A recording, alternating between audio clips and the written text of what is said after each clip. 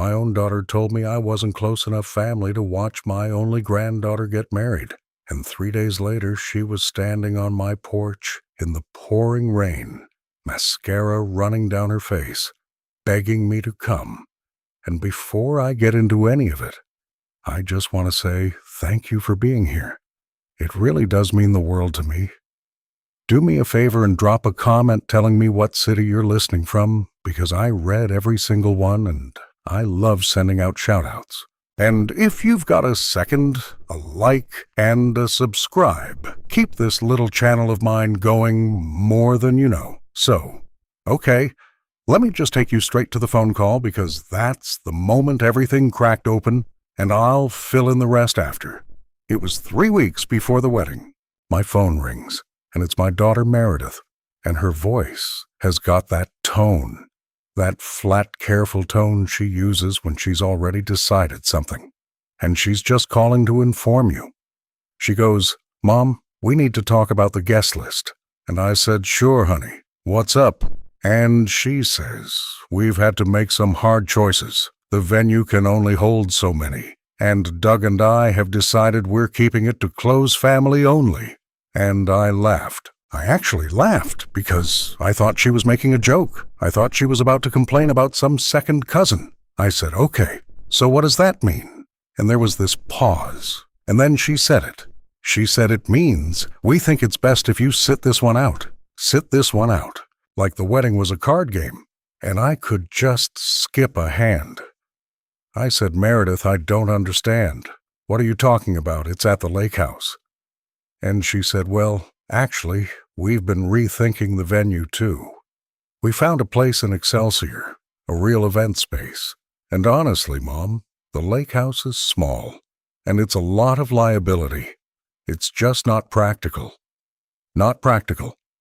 That yard where her daughter learned to swim. Not practical." And then she said the thing I am still not fully over. She said, "And we just feel like, for a day like this, it should really just be the immediate family. The people who are closest to Hannah right now. The people closest to Hannah right now." And I want you to understand why those words nearly put me on the floor. Because if you don't know the history, you'll think I'm just a bitter old woman who got left off a list. So let me back up. Let me tell you who I am to that girl, and then you tell me what you think. My name's Carol.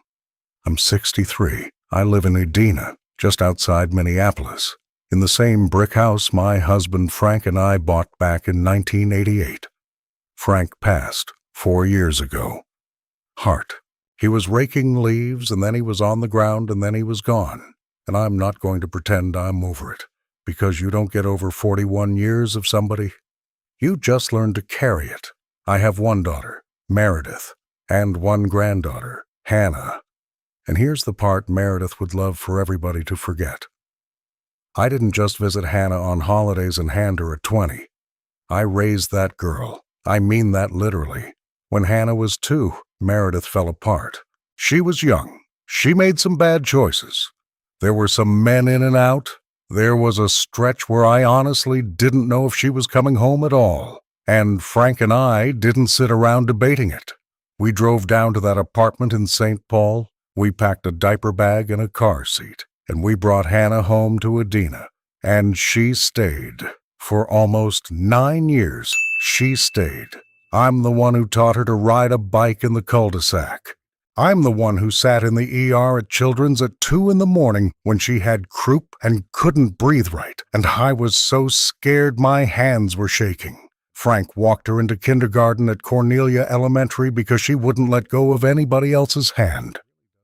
Do you hear me? We were her parents in every way that counts at the exact age a kid remembers everything. Meredith got herself together eventually. I'll give her that. Around the time Hannah was 11, she came back, got a good job at a medical device company out in Plymouth, met a man named Doug, and started acting like the last 9 years had just been a little rough patch, like she'd been off at a spa. And she took Hannah back, and I let her, because that's the right thing. A girl should be with her mother. But Hannah never let go of me. Not once. Through high school, through college up at the U, through her first job, she called me every Sunday. Every single Sunday, 4 o'clock, like clockwork. When she got engaged to Ben last spring, guess who she called first? Not Meredith. Me. She was crying and laughing at the same time, and she goes, "Grandma," he asked me. He actually asked me. And I sat down on my kitchen floor and cried right along with her. So now you know why Sit This One Out landed the way it did. The people closest to Hannah right now. I was the one who stayed up with her croup, and I'm the one who's supposed to skip a hand. Now there's more, and this part matters. So stay with me. When Hannah and Ben started planning, everybody just assumed it would be at the lake house. I have to tell you about the lake house. Frank and I bought it in '96, up on Lake Minnetonka, a modest place. Nothing fancy, cedar shingles going gray, a dock that Frank rebuilt 3 times because the ice kept wrecking it every winter. That's where Hannah spent every summer of her childhood. That's where she learned to swim off that dock with Frank holding the back of her swimsuit. When she was little, she called it the Magic House. So, of course, when she pictured getting married, she pictured that yard, the water behind her, the big oak Frank planted the year she was born. And I said yes before she even finished asking. Of course, sweetheart. Of course you get married here. Now, the money, because it matters later. Weddings are expensive, and Hannah and Ben are 2 young people just starting out. So I did what a grandmother does. I put down the deposit on the caterer, a lovely place out of Wayzata. I put down the deposit on the tent and the chairs, because the lake yard needs a tent in case the weather turns. This is Minnesota. The weather always turns. I paid for the flowers. All told, before we even got to the day, I'd already put down a little over $18,000. And every one of those contracts, the caterer, the tent company, the florist, every single one had my name on it and my card on file. Because I set them up. I sat at my own kitchen table and I booked them. I didn't do it to hold anything over anybody. I did it because I love that girl. And I've got the money sitting there. And what else am I going to do with it? Okay, so back to the fallout. It didn't come out of nowhere, if I'm honest. It started small, the way these things always do. Meredith had been inserting herself into the planning for weeks, redoing little things I'd already handled, moving appointments to times she knew I couldn't make, saying things in front of Hannah like, "Well, now that I'm handling the wedding," in this bright, cheerful voice. And I let it go, every time, because I didn't want to be the difficult grandmother. I didn't want to make Hannah pick. And Doug, that's Hannah's stepdad, been around about 12 years. Doug has always treated me like a loose thread he'd love to just snip off. Somewhere in there, the 2 of them decided this wedding was going to be their big moment, their coming out party as the perfect parents. Doug's co-workers were getting invited, his boss, people Hannah had never met in her life. It stopped being about Hannah and started being about how Meredith and Doug looked. And I was a problem for that, because every old friend, every relative on my side knew the truth. They knew who raised that girl, and you can't play the devoted mother of the bride when the room is full of people who remember you being gone. So when she called and said, "Sit this one out," that's what it really was. She wasn't trimming a guest list. She was erasing 9 years. I hung up and I sat at my kitchen table, the same table where I'd booked every single one of those vendors, and I just stared at the wall. And you want to know the truth? I believed in that moment that there was nothing I could do, that I was just going to be a sad old woman who got left off her own granddaughter's wedding. I spent about a day and a half in that place, crying in my kitchen, feeling sorry for myself, calling my sister and saying, "Can you believe this?" and her saying, "No, no, I can't." And then something in me flipped. It just clicked over, because I was sitting there with my second cup of coffee, and my eyes landed on the accordion folder on the counter, the one where I keep all the paperwork. And I thought, wait a minute, the contracts. Every contract for that wedding had my name on it. My name, my card, the caterer, the tent, the chairs, the flowers, all of it, $18,000 of it, was legally mine. And you cannot just pack up a wedding and move it to some event space in Excelsior and take my vendors with you, because they are not your vendors. They are mine. And here's the part that made me sit up straight. That folder. I pulled it out and started going through it, and near the back, behind the vendor stuff, there was a thicker envelope. And I knew what it was before I even opened it, because I'd put it there myself years ago and honestly forgotten it. It was Frank's will and the trust. Let me back up 1 second so this makes sense. When Frank passed, he left specific instructions. He was a careful man, worked at a bank his whole life, and he did not leave loose ends. One of the things Frank set up years before he died was a trust for Hannah, $50,000 set aside that Hannah was to receive on her wedding day or her 30th birthday, whichever came first. He set it up that way on purpose because he wanted to give it to her himself, and if he couldn't be there, he wanted it handed to her by the trustee. And the trustee, the only person with the authority to release that money, the person Frank named in that document in his own careful handwriting, was me. $50,000. That Hannah did not know about. That Meredith did not know about. That Doug absolutely did not know about. Sitting in a trust with my signature as the only thing that could unlock it. I sat there holding that envelope, and I'm not going to lie to you, I laughed. Not a nice laugh. The kind of laugh you laugh when the person who just shoved you out the door turns around and you realize she left the keys in your hand. But here's what I decided, and I want you to know this about me, because I'm not a cruel woman. I decided I wasn't going to say one word about any of it. Not one. Because I had a feeling, and my feelings about Meredith are usually right, that I wouldn't have to lift a finger, that if I just went quiet and let her run, she'd run straight off the cliff on her own. So I called her back, and I made my voice small and a little sad, which honestly wasn't hard, because I was sad. I said, "You know what, Meredith? You're right. This is your day to plan. I don't want to be in the way. You do what you need to do." And oh, she loved that. She got so warm all of a sudden. She said, "Thank you, Mom. I knew you'd understand. This really is for the best." Practically purring. And I said, "Of course, honey." And I hung up, and I poured out my cold coffee, and I made a fresh cup, and I waited. I didn't wait long. 2 days later, the caterer calls me. Lovely woman named Diane. And Diane goes, "Carol, I'm a little confused.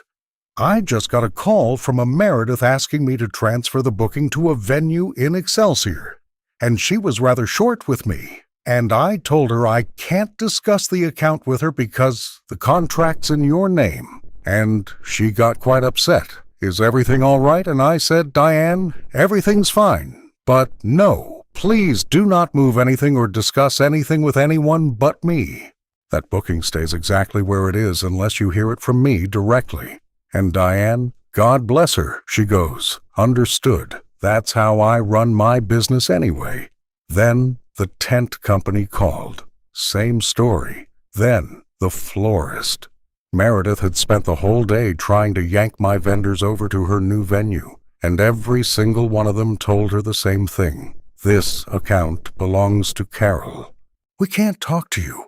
And I sat in my house, and I let her run into wall after wall, and I didn't say a word. Now Meredith's not stupid. She figured out quick what was going on, and that afternoon my phone rings, and the sweet purring voice is gone. She's hot. She goes, "Mom, why is the caterer telling me she can't move the booking?" And I said, "Oh, because the booking's in my name, honey.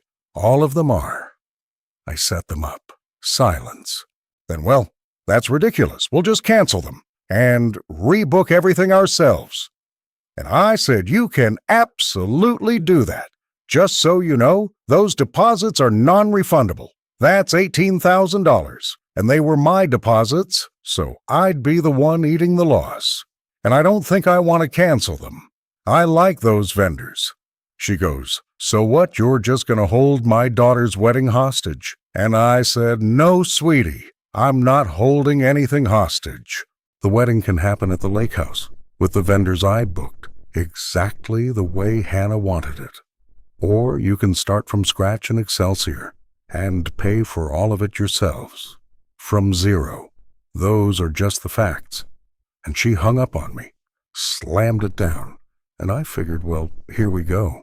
But I want to be honest with you, because right about here is where it stopped being fun, and I actually got scared, because Meredith didn't fold.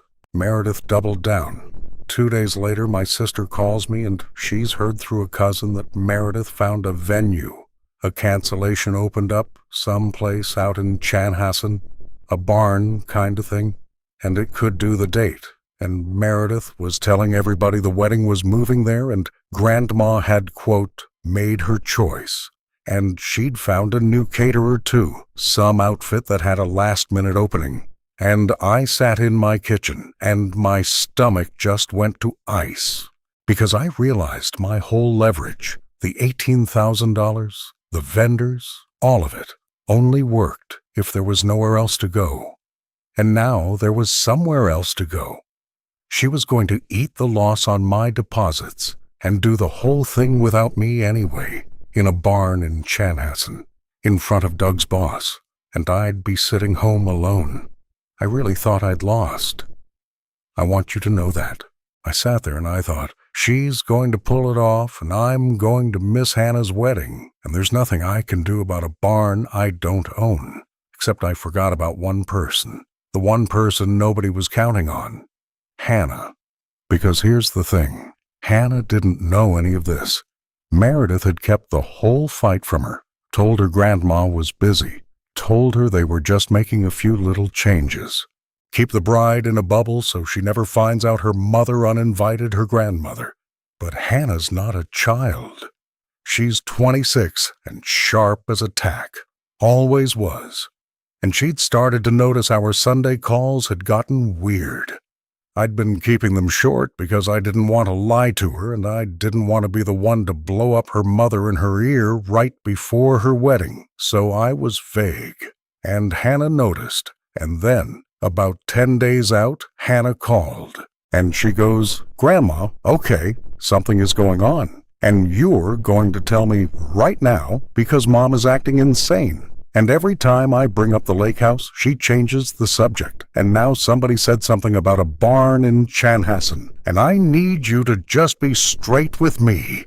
And I sat there and I thought, I'm not going to lie to this girl, but I'm also not going to poison her against her mother.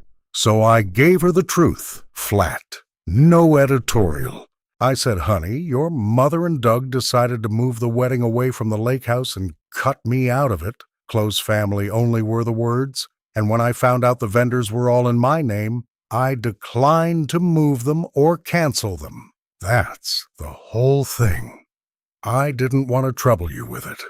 And the phone went dead quiet, and this was the moment I was afraid of. Because in that silence I thought, here it is. She's going to side with her mom. Blood is blood. And I've just made myself the villain who ruined her wedding planning. I actually held my breath. And then Hannah goes, in this very small voice, "They told me it was your idea. They told me you didn't want to host it, that it was too much for you at your age, that you'd backed out." They told her I backed out. Do you understand what that means? They didn't just move a wedding. They looked my granddaughter in the eye and told her I abandoned her. They tried to turn me into them, and I said, "No, baby, that's not true. I would have hosted that wedding in my sleep. I've been dreaming about walking you down to that dock since you were 4 years old." And Hannah started to cry, and then she got mad. And I have never in my life heard Hannah get mad the way she got mad on that phone. She said they moved my wedding off the lake, away from Grandpa's oak tree, and they lied to me about you. And she just went off, and I found myself in the funny position of trying to calm her down. And then she said the thing that changed everything. She said, "I'm handling this. Don't you do anything, don't you call anybody. I'm handling it." And I said, "Honey, don't do anything you can't take back when you're this upset." And she said, "Grandma, trust me for once." And I did. Now here's what happened next. And Hannah walked me through it after, word for word, more than once, because she wanted me to have the whole thing. So let me give it to you the way it went. Hannah drives out to the house in Plymouth. Unannounced, walks in the front door. Meredith's in the kitchen, Doug's at the counter with his laptop, and Hannah doesn't even sit down. She goes, "Why is my wedding in a barn in Chanhassen?" And Meredith turns around all bright, and she goes, "Oh, honey, we upgraded. It's going to be beautiful. It's so much more us." And Hannah says, "More you." And then she says, "Did you tell me Grandma backed out because it was too much for her?" And Meredith's smile just kind of freezes. And she goes, "Well, essentially, your grandmother can be very difficult, and we made a decision that was best for everyone." And Hannah says, "She raised me. You know that. Everyone in this family knows that. She raised me for 9 years while you were gone, and you tried to erase her from my wedding so your co-workers wouldn't do the math." And Doug, this is the part I love. Doug actually pipes up from behind the laptop and goes, "Hannah, let's keep this civil. Your mother worked very hard on this." And Hannah turns to him and she goes, "You don't get to talk. You've been trying to shove my grandmother out of this family since I was 14. This is not your wedding, and it is not your family." And Doug opens his mouth, and Hannah just looks at him, and he closes it. He closed it. He didn't have one word. That man who sat at my table lecturing me about being manipulative, he just sat there behind his laptop and went quiet in his own kitchen, while a 26-year-old put him in his place. And then Hannah turns back to her mother, and she says the words that broke the whole thing open. She says, "The wedding is at the lake house, with Grandma, with the vendors she booked, or there is no wedding, because Ben and I will go to the courthouse, and you can explain to your boss why you weren't invited to your own daughter's ceremony. Fix it. Fix it with her. Because if she's not there, I'm not there." And she walked out, and Meredith stood in her own kitchen and realized she had lost. She'd overplayed it. She'd tried to steal the whole day, and instead she'd nearly lost her daughter, lost the venue, lost the vendors, lost $18,000, and made herself look like exactly the thing she was trying to hide. Oh, and before I forget, because I know you're wondering about that trust, somewhere in all this, Hannah found out about it. I let it slip on the phone. God help me. I said something about Grandpa's money, and she went, "What money?" And I told her. I said, "Your grandfather set aside $50,000 for you for your wedding day, and I'm the one who's supposed to hand it to you, and I've been holding it for years. Nobody knows but me, not your mom, not Doug. He wanted it to be a surprise from him." And Hannah just started sobbing, because that was her grandfather, reaching out from 4 years gone to be at her wedding, and nobody had been able to take that away, because I'd kept my mouth shut and kept it safe. Okay, so that brings us to the 3 days. This is the 3 days. Because after Hannah laid down the law, it took Meredith about 3 days to work up the nerve to come see me. 3 days of that barn in Chanhassen falling apart. 3 days of realizing her daughter meant it. 3 days of Doug being no help at all. And on the 3rd day, it's a Thursday evening, A storm's blowing in off the lake, the real kind, thunder rolling, and there's a knock at my door. And I open it, and there's my daughter, soaked through. She'd been sitting in her car in my driveway for almost an hour working up the nerve. I found that out later. Her makeup's running, her hair's stuck to her face, and she looks like the little girl I used to know, before all of it. And she said, "Mom," and her voice cracked. She said, "Mom, I need you. I need your help, please. And I want you to know, I could have made her stand in that rain." Part of me wanted to. Part of me wanted to say, "Oh, so now I'm close family," and let her feel every drop of it. I'm human, but she's my daughter. And I'll tell you what my Frank used to say. He used to say the measure of a person isn't how they act when they're down. It's how they act when the other person's down. So I opened the door wider, and I said, "Get in here before you catch pneumonia." And I sat her at that kitchen table, and I got her a towel, and I put the kettle on, and she cried, and she apologized. And it was the real kind, not the performance. She said she'd gotten so wrapped up in wanting to look like a good mother that she'd trampled the person who'd actually been one. She said Doug had egged her on, and she'd let him, and that was on her, not him. She owned it. She said I was so ashamed of those 9 years that I tried to bury the one person who saved us during them. And that's the worst thing I've ever done. And I don't know how to fix it. And I let her sit in it a minute because she needed to. And then I said, "Here's how you fix it. The wedding's at the lake house. The vendors I booked stay. Hannah gets the day she actually wants. Doug's boss can stay home.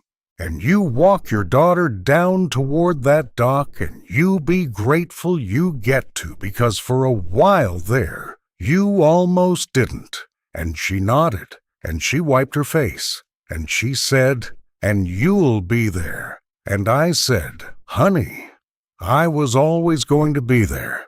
The only question was whether you'd have the sense to be there with me." So, the wedding. It happened at the lake house. 3rd Saturday in August, one of those perfect Minnesota evenings where the light goes gold and the water goes still, and the whole yard smells like cut grass and lake. Diane's catering was flawless. The tent went up in the yard and we never even needed it. The weather held. Frank's oak stood over the whole thing, big and green, the one he planted the year Hannah was born. And Hannah got married under that tree, with the water behind her, right where she learned to swim. And there was a moment right before the ceremony that I'll keep for the rest of my life. Hannah pulled me into the little back room and I gave her the envelope. Grandpa's envelope. $50,000 and a note Frank had written her years ago that I'd been holding in his own handwriting. I won't tell you what it said, because that's hers. But she read it, and she pressed it to her chest, and she said, "He's here. He's actually here." And I said, "He never left, baby." Now, Doug. You're probably wondering about Doug. Doug came to the wedding, sat in the back. And here's the thing. Everybody there knew. Word had gotten around, the way it does in a family. So Doug spent that whole evening at the edge of things, nursing a beer, while relative after relative came up to me and hugged me and said, "Carol, the place looks beautiful. So glad it worked out here." And every one of those hugs, right in front of him, was the whole story being told out loud without anybody saying a word. When it came time for family photos, the photographer called for the parents and the grandmother, and Doug started to step in. And Hannah, my Hannah, she goes, "Actually just Mom and Grandma for this one." And Doug stepped back out of the frame, in front of everybody. And that was the reckoning for Doug. Quiet and total. The man who spent 12 years trying to shove me out of the picture, stepping out of the picture himself while I stood front and center. And Meredith, to her credit, she'd learned something. She stood back that day and let me have my moments. During the photos, she made sure I was up front, not tucked at the edge like an afterthought. She caught my eye over Hannah's head at one point and mouthed, "Thank you." And I nodded. Because that's family. You mess up, you own it, and you do better the next day. So that's the story. My daughter told me I wasn't close enough family to come to the wedding, and 3 days later she was on my porch in the rain, and the whole thing turned on $18,000 of deposits, a folder on my kitchen counter, a granddaughter with a backbone, and a man named Frank who thought ahead. And here's what I want to leave you with, because I've had time to think about it, sitting out on that dock in the evenings this fall, watching the water go dark.